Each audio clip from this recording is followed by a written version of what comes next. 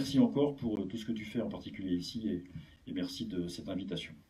Alors, je voudrais vous dire d'abord qu'il est très dangereux de donner un micro à un parlementaire, fût-il un ancien parlementaire, sans lui donner de limite de temps. Donc il y en a une de limite de temps, rassurez-vous, on n'est pas là jusqu'à 2 h du matin. Je vais essayer de parler pendant 30, 35, 40 minutes. Je serai arrêté par le gardien du temple qui est devant moi et qui ne manquera pas de me dire que stop, ça s'arrête. Il faut que je rapproche le micro, c'est ça? Très bien, voilà. Et si je mets comme ça, c'est un peu... C'est trop fort là? Comme ça va? Parfait, je vais essayer de rester comme ça, je ne bouge plus. Et je vais essayer de vous dire ce que j'ai moi-même compris et découvert il y a 1 an maintenant, de la volonté des États musulmans de conquérir le monde et de faire en sorte que la charia domine sur le monde occidental. Je vais le faire à partir d'un constat assez simple, qui part d'une phrase que vous pouvez décliner en 4 morceaux. L'islam, propagé par les États musulmans via les communautés musulmanes de l'Occident, profite du recul de la civilisation occidentale pour étendre la charia sur le monde. Voilà quels sont les 4 éléments que je vais développer devant vous, qui appelleront ensuite 4 questions et 4 réponses de notre part. Que faut-il dire de l'islam? Comment faut-il se comporter à l'égard des États et des communautés musulmanes? Qu'est-ce qu'on doit faire de notre civilisation? Et comment est-ce qu'on contre l'essor de la charia?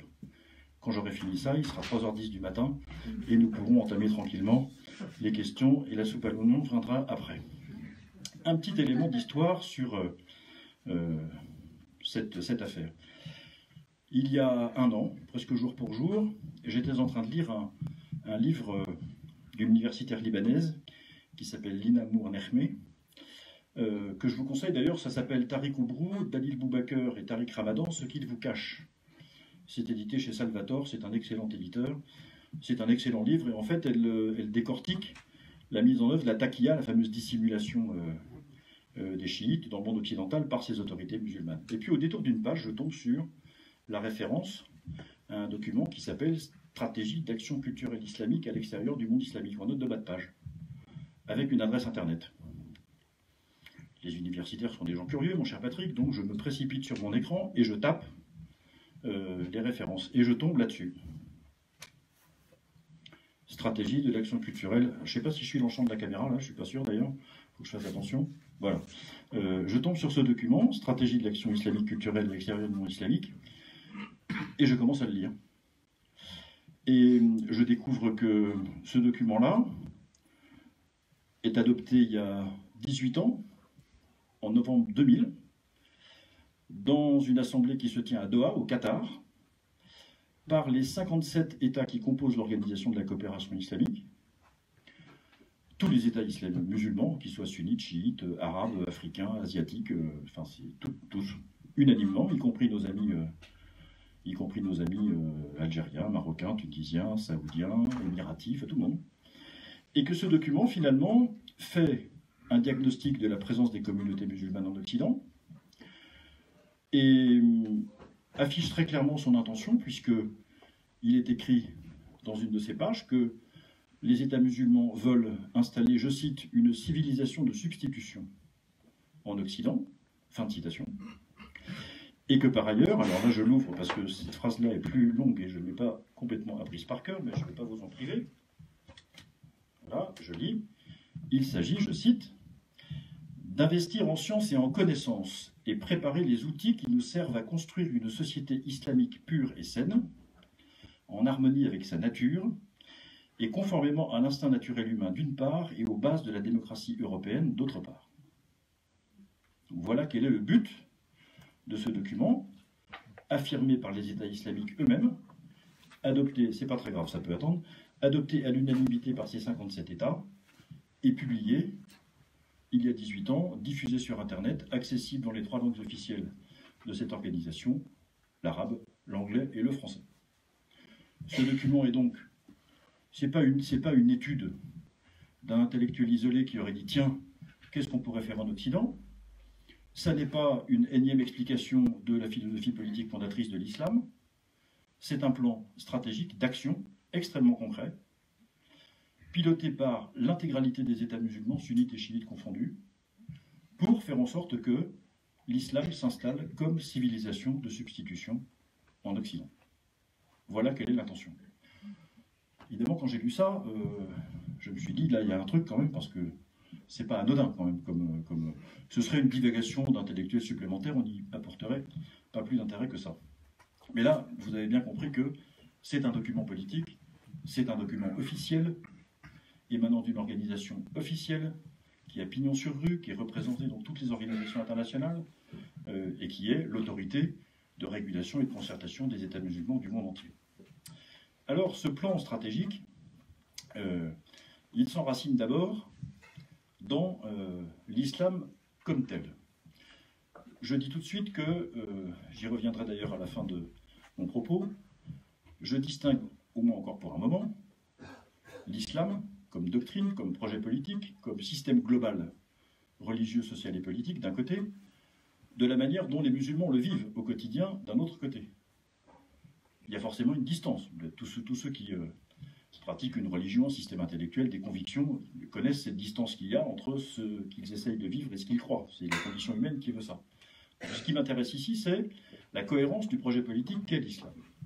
Et ce qui m'intéresse d'autant plus, c'est la façon dont l'islam se présente en réalité dans ce document et ce qu'il est. Qu'est-ce que c'est l'islam?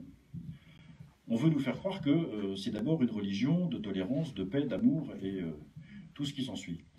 Je pense pouvoir vous dire que ça n'est rien de tout ça. Ce qui me permet de le dire, c'est le caractère extrêmement nombreux, massif, des versets du Coran d'ailleurs, pour commencer, dans lesquels on demande aux musulmans de faire en sorte que, avec la précaution, une fois qu'ils ont pris la peine de proposer l'islam à ceux qui n'en sont pas partis, l'injonction est très claire, il faut les tuer. Soit vous vous convertissez, ou vous vous soumettez, soit vous mourrez. Il n'y a pas, dans l'islam, cette volonté de faire en sorte que, comme dans les sociétés occidentales, imprégnées de cette culture qui est la nôtre et qui nous vient du judéo-christianisme, il n'y a pas cette volonté de considérer tout le monde sur un pied d'égalité, permettre à chacun de pratiquer sa foi comme il le veut, considérer tous les individus comme égaux strictement du point de vue du droit ou de la dignité, considérer que tout le monde est le frère ou la sœur de tout le monde, ça n'existe pas. Je suis, parce que je suis chrétien, d'une certaine manière, obligé de considérer toutes les personnes humaines comme des frères ou des sœurs. L'islam ne considère pas qu'il doit inviter ses croyants et ses fidèles à considérer les non-musulmans comme des frères ou des sœurs. C'est une première source d'égalité, ça n'est pas sans poser de problème, reconnaissez-le avec moi, sur le plan de l'organisation sociale. Et en tout cas, ça invite très précisément, à l'inverse, à ce que dans les sociétés musulmanes ou islamiques, on installe une inégalité de fait entre les personnes, celles qui sont musulmanes et celles qui ne le sont pas, à l'intérieur de celles qui sont musulmanes, des hommes et des femmes, et toutes ces inégalités, au fond, irriguent les sociétés islamiques ou musulmanes, et elles sont, de fait, installées dans le droit musulman et dans la manière dont on organise les sociétés. La deuxième chose qui est intéressante dans la manière dont l'islam se présente, et qu'il faut bien avoir en tête quand on réfléchit à ce sujet, c'est que, du point de vue de l'islam, il n'y a pas d'autre religion possible. C'est même pire que ça, si j'ose dire. Nous naissons tous et toutes musulmans. Vous êtes musulmans, vous ne le savez pas, mais je vous garantis que vous êtes musulmans. Pourquoi? Parce qu'il ne peut pas y avoir d'autres religions. Et dans la mesure où chaque personne humaine dépend directement d'Allah, comme son législateur, son maître, son maître, voilà, je veux dire ça très très simplement, ceux qui ne sont pas musulmans sont ceux à qui soit l'islam n'a pas été proposé, ça peut arriver, soit ceux qui l'ont abandonné, mais dans les deux cas, ni le fait que l'islam n'ait pas été proposé comme religion à ceux qui ne sont pas musulmans, ni le fait qu'il est abandonné n'est suffisant pour considérer qu'il y aurait une forme d'infraction à cette règle selon laquelle il n'y a qu'une religion possible pour l'homme, naturellement, c'est l'islam. Toutes les autres sont soit des ersatz, soit des étapes historiques de la religion révélée par excellence, car en fait les musulmans considèrent, ou l'islam considère, que la révélation de la religion avec un grand R se fait de manière successive, qu'un bout a été révélé aux juifs, un bout supplémentaire aux chrétiens, et que la révélation faite à Mahomet, d'une certaine manière, vient parachever la parole qu'Allah délivre à l'ensemble de l'humanité, et qu'il révèle à Mahomet l'intégralité de son projet sur l'humanité, enfin ce projet. Ça c'est déjà un mot un peu chrétien, mais en tout cas, l'intégralité de sa volonté de législateur sur l'humanité, et c'est à Mahomet qu'il le révèle. Nous sommes donc tous musulmans, Il n'y a donc aucune raison de résister davantage au fait que l'islam doit s'installer partout, puisque comme c'est la religion de tout le monde naturellement et que c'est une religion très bonne pour les êtres humains, il n'y a aucune raison de résister à son installation sur l'intégralité du monde. La troisième chose qui est intéressante avec l'islam, c'est qu'on a tendance en France, pas qu'en France d'ailleurs, mais à considérer que l'islam serait une forme de christianisme du monde arabe. Ça c'est au mieux. Ou alors une forme de bouddhisme un peu énervé, vous voyez, c'est des gens qui seraient un peu... c'est absolument pas ça. Nous devons apprendre à arrêter de considérer que quand on réfléchit à l'islam, on projette les réflexes qui sont ceux d'entre nous, enfin les réflexes qui sont ceux des chrétiens pour aller vite, et de projeter sur l'islam le modèle que nous avons reçu de l'organisation de la religion chrétienne. Il n'y a pas d'autorité théologique et spirituelle dans l'islam, ça n'existe pas. Je parle des sunnites. Si on parle des chiites, c'est un peu différent. Il n'y a pas chez les sunnites d'autorité intellectuelle dogmatique comme il y en a dans l'Église catholique par exemple, ou comme il peut y en avoir dans le judaïsme. Il n'y a pas dans l'islam cette idée selon laquelle Dieu se révèle aux hommes par sa parole, ça n'existe pas. Dieu ne se révèle pas dans l'islam. Allah ne dit pas qui il est. À aucun moment du Coran, vous ne trouvez des considérations sur l'être de Dieu, ça n'existe pas. On sait qu'Allah est grand, qu'il est le législateur, et en dehors de ça, on ne sait rien de lui. Ah si, on sait aussi qu'il récompense, c'est le mot qui est utilisé à de nombreuses reprises, il récompense ceux qui suivent sa volonté et ceux qui se conforment à ses commandements ou à ses injonctions.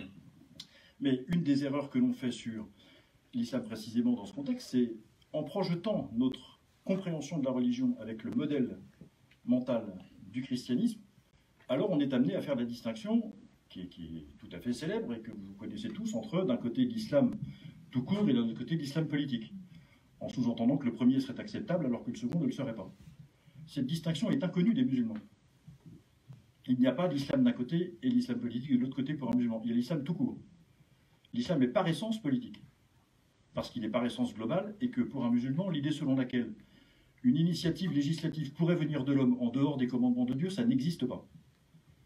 La loi dans les pays musulmans, ça n'est que la déclinaison de ce que la tradition islamique a reçu, 1, du Coran, 2, de la Sunna, c'est-à-dire de la collection de la tradition islamique, et 3, de la Sira, ce qu'on appelle, c'est-à-dire la biographie de Mahomet.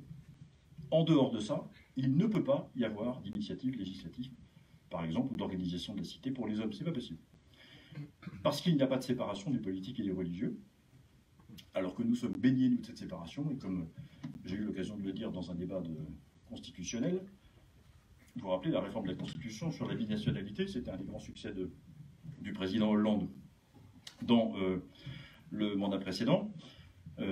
J'ai porté un amendement pour inscrire dans la Constitution française à l'article 1er les racines chrétiennes de la France.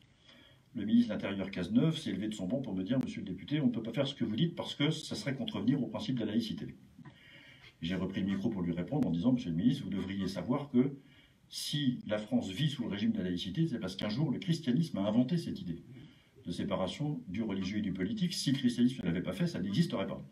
Donc c'est au contraire rendre hommage pleinement et intégrer l'intégralité de la définition de la laïcité que de la réinscrire dans ses racines chrétiennes. J'observe d'ailleurs que si en 2005, nous avions dans le protocole de la Constitution, le préambule de la Constitution européenne accepté d'inscrire les racines chrétiennes de l'Europe, sans doute un certain nombre de problèmes que nous avons maintenant se poseraient d'une manière un peu différente. La quatrième chose que porte l'islam, c'est que, pour toutes les raisons que je viens de dire, il divise assez volontiers le monde en deux parties. Dar al-Harab, comme on dit, et Dar al-Islam, c'est-à-dire d'un côté la terre de la guerre ou du chaos, et d'un autre côté la terre de l'islam ou de la paix. C'est-à-dire, il divise le monde en deux catégories de pays, les territoires dans lesquels on est soumis à Dieu et les territoires dans lesquels on n'est pas soumis à Dieu. Les premiers sont les terres d'islam, le deuxième, Dar al-Harab, ça veut dire soit le chaos parce que là où les gens ne sont pas soumis à Dieu, c'est le bazar, soit de la guerre parce que puisqu'ils ne sont pas soumis à Dieu, il faut aller les soumettre. Donc par définition, ils sont des territoires possibles de conquête pour les musulmans. J'observe d'ailleurs que dans ce document, que je vous ai montré tout à l'heure, qui est un vrai document de planification stratégique pour le coup, ceux d'entre vous qui ont pratiqué cet exercice dans vos entreprises, vos associations ou ailleurs, savent que c'est un travail qui est très long, qu'il faut y revenir plusieurs fois, qu'il faut s'entendre sur la méthode, puis sur les projets, le contenu, etc. Et le premier principe qui est considéré comme essentiel par la stratégie elle-même en termes de principe de méthode, je vais le retrouver immédiatement. Voilà, donc dans l'avant-propos de cette stratégie, je lis paragraphe 1, le principe de différence des civilisations. C'est-à-dire que lorsque les États musulmans réfléchissent à la présence des communautés musulmanes dans le monde occidental, la première chose qu'ils disent comme principe de méthode, nous appartenons à des civilisations différentes.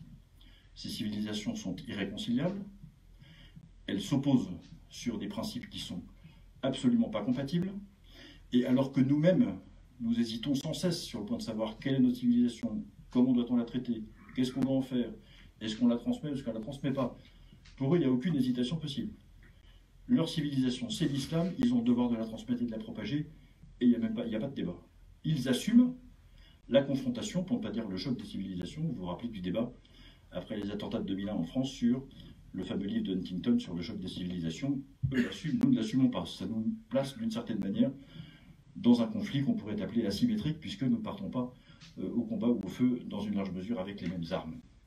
Et c'est donc dans ce contexte que l'islam décide, ou les États musulmans, pardon, décident de mettre en œuvre cette stratégie concrète visant à installer une civilisation substitution à la civilisation occidentale. Alors je vous l'ai dit tout à l'heure, l'islam donc s'adresse par le biais des États musulmans aux communautés musulmanes occidentales. Et que disent ces organisations et qui parle à qui dans ce document? C'est mon deuxième point. Je redis, ce sont les États musulmans, par le biais de leur UNESCO à eux. En fait, il y a l'ONU et l'UNESCO, vous voyez bien cette organisation mondiale des États. Les États musulmans ont décidé, au début des années 1970, de se doter d'une organisation capable de défendre les intérêts des États musulmans dans le monde entier. Ils ont fait une espèce d'ONU musulman à part, qui s'appelle Organisation de la coopération islamique. C'est son nom actuel, ça a changé de nom entre-temps, peu importe.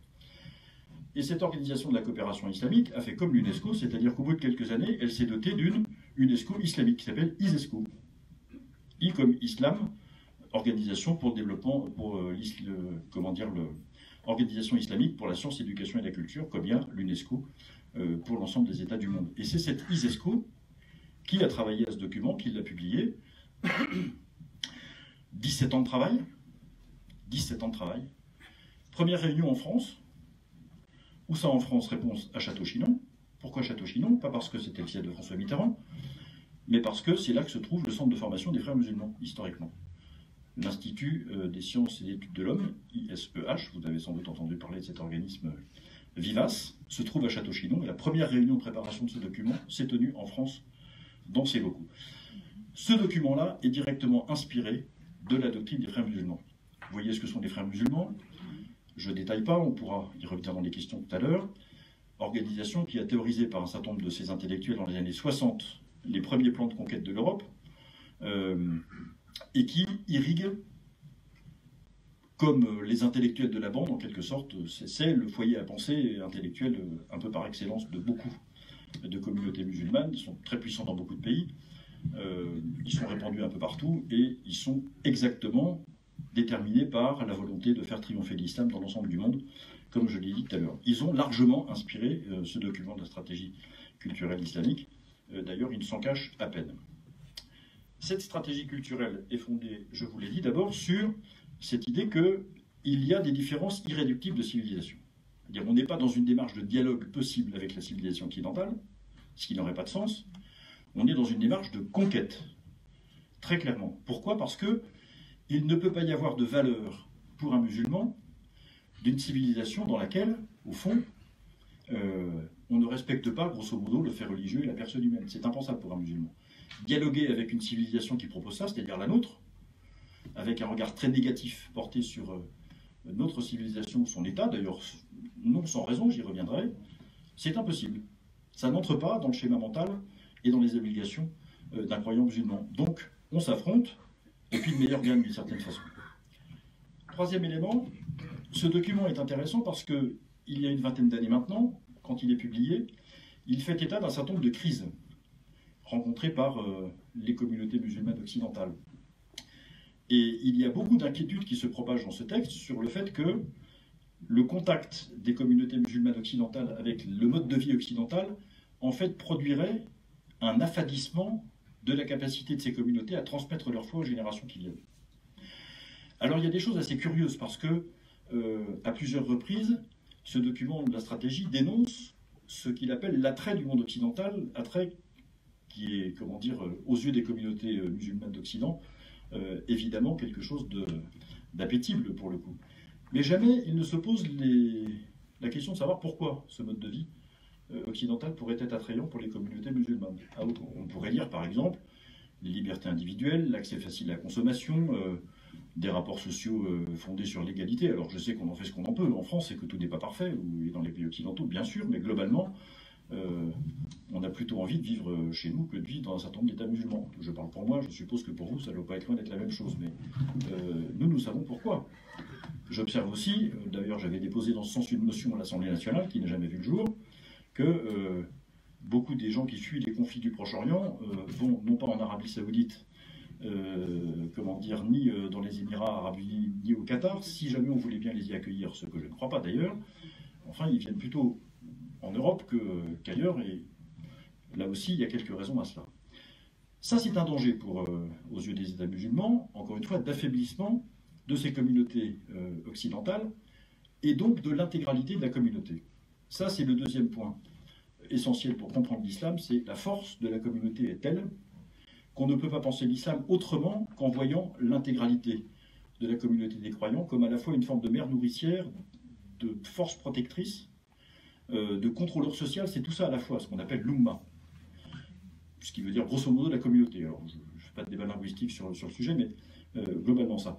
Cette Ummah est considérée comme devant être protégée, fortifiée, étendue, soutenue, etc., etc. Donc tout ce qui vient l'affaiblir, en réalité, provoque en retour chez tous les musulmans du monde un devoir de protection, de secours, parce que si l'Ummah s'affaiblit, chaque croyant s'affaiblit, dans la mesure où si ce qu'il protège par essence n'est plus en situation de le protéger, alors évidemment chacun s'en trouve fragilisé. Il y a donc cette nécessité, de venir en aide aux musulmans occidentaux qui sont confrontés à un mode de vie qui n'est pas le leur, qui donc voient s'affadir leur capacité à transmettre leur foi, et ajoute le document de la stratégie, en réalité, à partir du moment où les musulmans qui sont en Occident se trouvent dans des situations sociales fragiles, il y a deux conséquences. La première, c'est que la plupart du temps, leur faible niveau d'éducation, c'est pas qu'il dit, c'est le document, leur faible niveau d'éducation ne les place pas en situation de transmettre correctement la culture et la foi qui sont les leurs.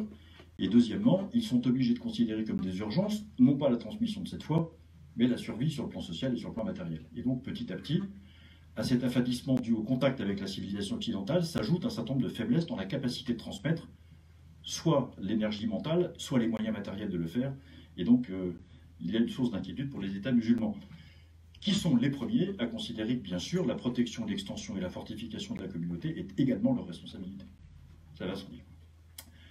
Enfin, la stratégie, j'appelle la stratégie ce document, la stratégie constate que les communautés musulmanes sont désormais installées en Occident de manière absolument pérenne. Rien ne les délogera, rien ne les affaiblira sur le plan quantitatif. Il y a plusieurs phrases de dignitaires musulmans, des religieux la plupart, mais Erdogan y est allé aussi de ce genre de couplet sur le fait que l'islam conquérait l'Europe par les ventres des femmes. Cette citation est assez triviale, mais elle est exacte.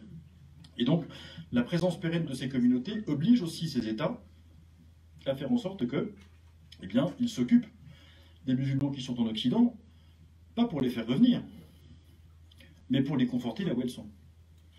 C'est d'ailleurs un sujet d'étonnement pour moi, la lecture de ce livre, parce que si effectivement le monde occidental est si empoisonné que ça pour les musulmans qui y vivent, si effectivement il y a un tel danger, la présence, le contact avec l'Occident est si dangereux que ça pour l'Oumma, pourquoi est-ce que les États musulmans n'organisent pas un immense plan de retour pour protéger au mieux ces musulmans? Parce que, très simplement, la volonté de conquête prime sur l'intention de faire en sorte que ces communautés vivent correctement. Troisièmement, cet islam qui est propagé, qui est propagé, c'est ça oui, par le biais des États vers les communautés occidentales, profite du recul de la civilisation occidentale. Je vais aller rapidement sur ce point parce que vous allez voir, vous allez sans doute vous y retrouver facilement. Le constat, il est assez simple à décrire. La globalisation, qui est pour les États musulmans, d'une certaine manière, ce qui décrit le mieux l'état de la civilisation occidentale, a échoué dans son projet d'assurer la prospérité de ceux qui vivent sous son égide. Deuxièmement, la domination technologique qui était autrefois l'apanage des pays occidentaux est maintenant assez largement partagée dans le reste du monde, et donc ce qui était l'instrument de la domination de l'Occident sur le reste du monde ne vaut plus. Et même les États musulmans commencent à profiter et à, à installer largement dans leur propre territoire tous ces instruments technologiques qui étaient autrefois réservés aux pays occidentaux.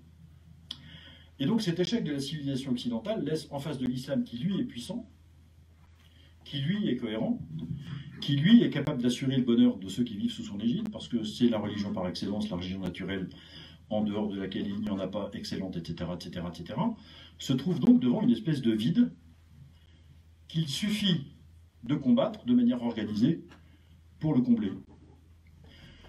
Quelle est l'analyse quel est le regard que portent les États musulmans sur l'Occident il y a 18 ans? Vous y verrez, si vous me faites le plaisir de lire ce que j'ai écrit, j'y consacre un chapitre entier, dans lequel je dis à un moment, les musulmans, les États, mais même les musulmans qui sont en France, que nous disent-ils?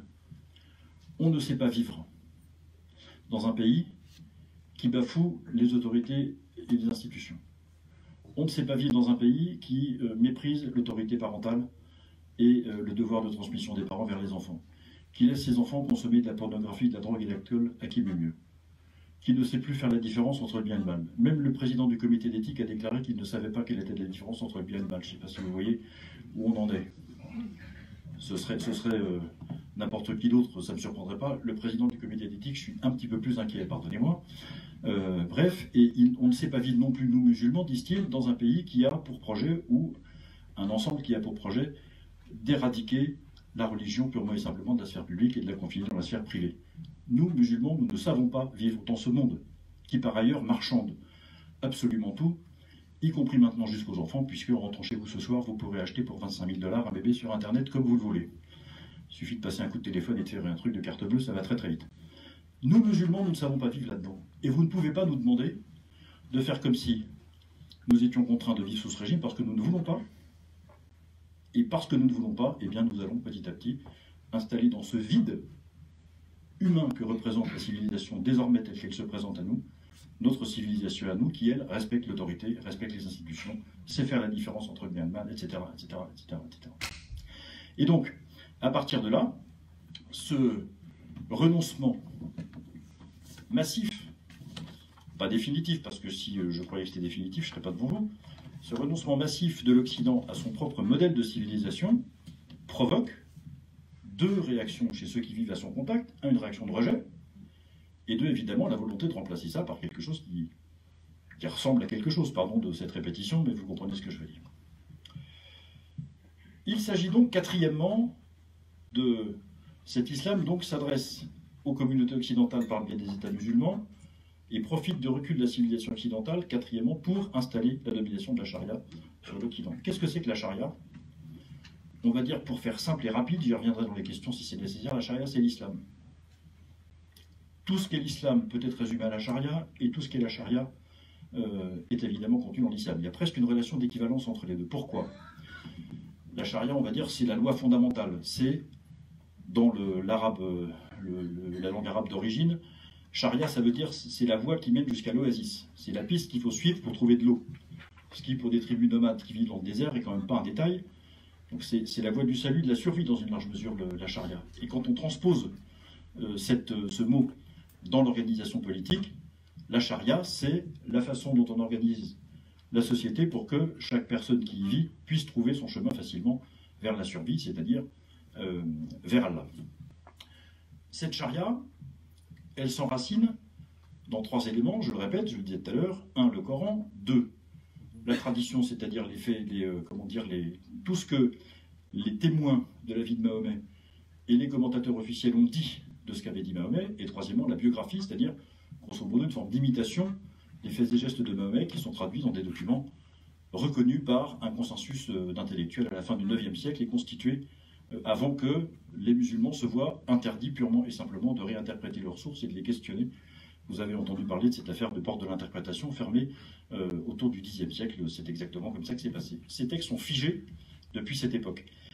Et le travail des législateurs musulmans, il n'est pas comme chez nous de trouver les moyens d'organiser au mieux la société en prenant des initiatives par rapport à des choses qui ne seraient pas dites dans une écriture sainte, ce qui est la position des chrétiens, parce qu'il n'y a pas de programme politique dans la Torah, il n'y a pas de programme politique dans la Bible ni dans l'Évangile, donc on est prié de se débrouiller tout seul et de faire comme on peut. Quand vous êtes agnostique, alors il n'y a encore moins de programme politique nulle part, donc vous êtes bien obligé d'inventer dans vos propres ressources et de trouver dans vos propres ressources de quoi organiser la cité. Pour les musulmans, pas du tout. La cité est organisée, et elle doit être organisée sur l'exemple de la parole de Dieu, de ce qu'ont dit les sages des paroles de Mahomet et de l'exemple personnel de Mahomet dans sa vie individuelle. Et à partir de là, doivent se décliner, selon les pays éventuellement, des différences de législation, mais pas plus que des différences de législation. Je prends un exemple que vous allez immédiatement comprendre. Dans le Coran, il est écrit que on a le droit à la polygamie.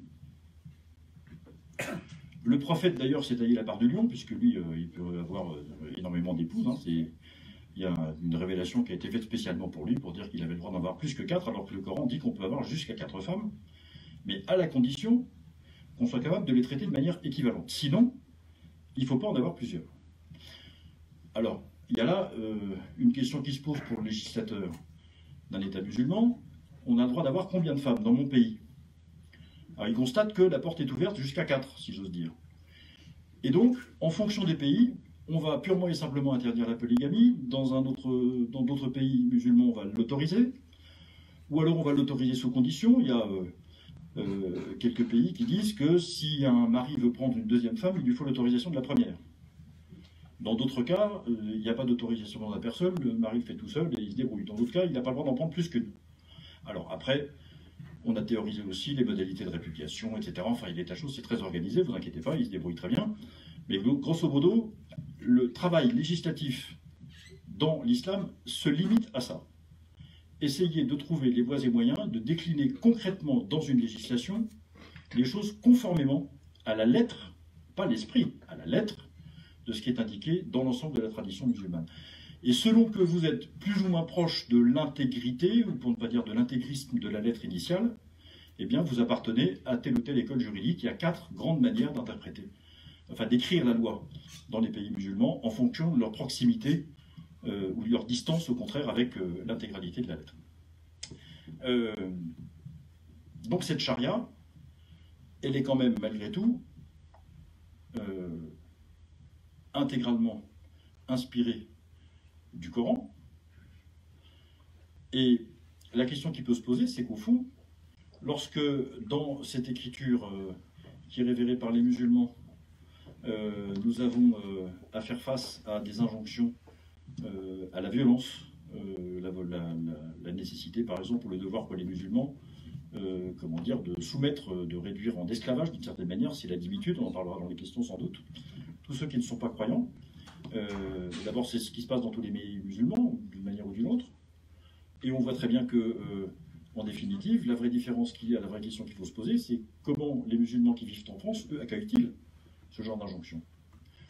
Et je veux bien qu'on considère que beaucoup de musulmans qui vivent en France ne savent pas très bien, ne comprennent pas très bien, n'ont pas du tout d'idée de ce que peut représenter le système juridique de l'islam, mais par ailleurs, ce système juridique existe. Et j'observe que lorsqu'on parle d'islamisation des territoires français, ce ne sont pas les musulmans qui sont considérés comme modérés qui pilotent les territoires en question, ce sont ceux qui considèrent qu'eux, ils ont le devoir d'appliquer cette législation musulmane issue purement et simplement de la charia, là où ils sont. Comme Marion m'a dit qu'il me restait 3 minutes, maintenant ça n'est plus que 2, donc je vais accélérer, et puis je reviendrai dans les questions. Un mot quand même sur cette domination de la charia. Vous trouvez dans ce document de la stratégie il y a 18 ans absolument tout ce que vous pouvez par ailleurs constater dans les faits divers et dans les livres qui sont publiés sur ce sujet. Il y a, dans le document de la stratégie, la volonté de voir enseigner la langue arabe dans les écoles primaires de l'éducation nationale. Ça vous rappelle sans doute quelque chose. Il y a le soutien apporté massif, financier, politique, à la construction de centres culturels musulmans, de mosquées, d'écoles coraniques, et j'en passe. Il y a la volonté, effectivement, de faire respecter partout dans les institutions et la vie française des spécificités culturelles de l'islam. Je fais référence aux menus halal dans les cantines, aux horaires réservés dans les piscines, un certain nombre d'autres choses. Il y a la volonté d'installer même des juridictions spéciales.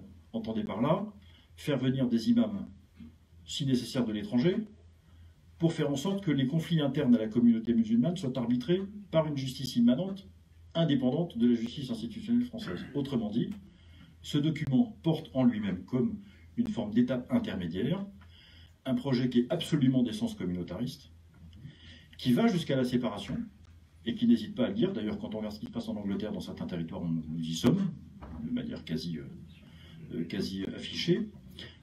Et donc, cette domination de la charia, qui est vue comme un projet global, à long terme, d'exclusivité de l'islam comme civilisation pour le monde entier, passe par la fracturation des sociétés occidentales dans le cadre d'une logique communautariste qui va et qui doit aller jusqu'à la séparation d'un certain nombre de territoires, c'est-à-dire la constitution de foyers purement islamiques qui vivront à l'écart de la République. Ça ne gêne pas du tout les États musulmans qui n'y voient qu'une étape et le moyen d'à la fois conforter les communautés musulmanes là où elles vivent, en même temps qu'ils fragilisent les sociétés qui les accueillent et de fait deviennent plus vulnérables à l'influence d'une civilisation qui, elle, a une cohésion, une force et qui est soutenue par des États étrangers. Et je termine par là avant de me livrer à vos questions. Ce qui m'a le plus frappé, et j'ai lu il y a quelques jours le livre Inch'Allah, vous avez entendu parler de ce livre, bien sûr, des journalistes du Monde et des jeunes étudiants qui sont partis en Seine-Saint-Denis. Ce qui m'a frappé, c'est d'abord que il y a une renonciation permanente de la puissance publique à appliquer et faire appliquer la loi, là où elle est. Je disais tout à l'heure aux étudiants qui m'ont interviewé, ça n'est pas illégal en France de réserver des horaires de piscine pour les femmes, pour des motifs religieux. C'est pas illégal. C'est simplement absolument contraire à l'esprit de nos institutions. Et donc s'il n'y a pas une volonté de faire appliquer non pas seulement la lettre, mais l'esprit de nos institutions, alors on ne pourra pas se bagarrer à armes égales contre la prolifération de l'islam. Deuxième élément, il y a, ce qui m'a frappé dans ce livre également, un clientélisme politique absolument massif dans ces territoires. Il n'y a pas que là d'ailleurs, et il n'y a pas que sur ce sujet. Je ne suis pas en train de dire que ça ne se passe que là. Et je veux dire par là qu'il y a la nécessité d'une prise de conscience du danger que représente pour la vie sociale en France, pas les musulmans qui y vivent. L'islam comme doctrine, lorsqu'il est porté par une minorité de personnes qui savent parfaitement ce qu'ils font, qui sont soutenues par l'intégralité des États musulmans, avec beaucoup d'argent, des moyens politiques, des chaînes de télévision, des radios, des prêcheurs dans les mosquées, etc. etc. C'est ça que nous avons à contrer. Et on pouvait avoir, ce sera ma conclusion avant de répondre à vos questions, l'impression que cette islamisation, au fond, relevait d'un phénomène, d'une conjonction de phénomènes un peu sporadiques, un peu aléatoires. Un truc par-ci, un truc par-là, un truc à Marseille, un truc à Romorantin, à Charleville-Mézières, à Cherbourg, etc. Et de se dire au fond, puisque c'est sporadique et que c'est aléatoire, laissons les élus locaux répondre là où ils sont, et puis on finira bien par régler le problème. Sauf que c'est pas du tout ça. Ce que je montre dans cet ouvrage, c'est que c'est une stratégie coordonnée menée par des États. Et donc elle appelle de notre part une stratégie coordonnée de l'État. Pas simplement des maires qui sont laissés à l'abandon, pas sous ce rapport d'ailleurs, pour... Deuxièmement, c'est une stratégie culturelle qui appelle de notre part une réponse culturelle, pas législative. Je me suis bagarré combien de fois à la commission des lois pour dire, mais plutôt que d'ajouter des articles, retirez-en, d'abord on verra plus clair, que de faire des listes à n'en plus finir, énoncer un principe, ça sera plus facile. C'est une question culturelle, il n'y a pas besoin de loi supplémentaire. Et cette question culturelle passe par deux éléments. Un, soyons conscients de la richesse que représente notre civilisation, et deux, soyons conscients du danger que représente pour notre civilisation l'islam comme projet global de société. Et troisièmement, tout cela nécessite évidemment que chacun considère cet enjeu politique comme le sien. C'est l'affaire de nous tous, et ne croyez pas qu'on réglera cette affaire soit en laissant l'État faire tout seul. L'État ne fait jamais tout seul. Ça n'existe pas, l'État qui fait tout seul. Ça, c'est une abstraction. L'État, c'est loin, c'est pas nous. Non. C'est le peuple français qui doit s'approprier ce sujet. Et la question est très simple. Si on veut vivre dans 25 ans sous le régime de la charia en France, alors continuons comme ça, laissons filer Et vous inquiétez pas, ils y arriveront. Si nous ne le voulons pas, eh bien, il suffit d'être conscient de tout ça, de se former et d'entrer dès maintenant en résistance. En ce qui me concerne en tout cas, je ne me soumettrai pas. Je vous remercie.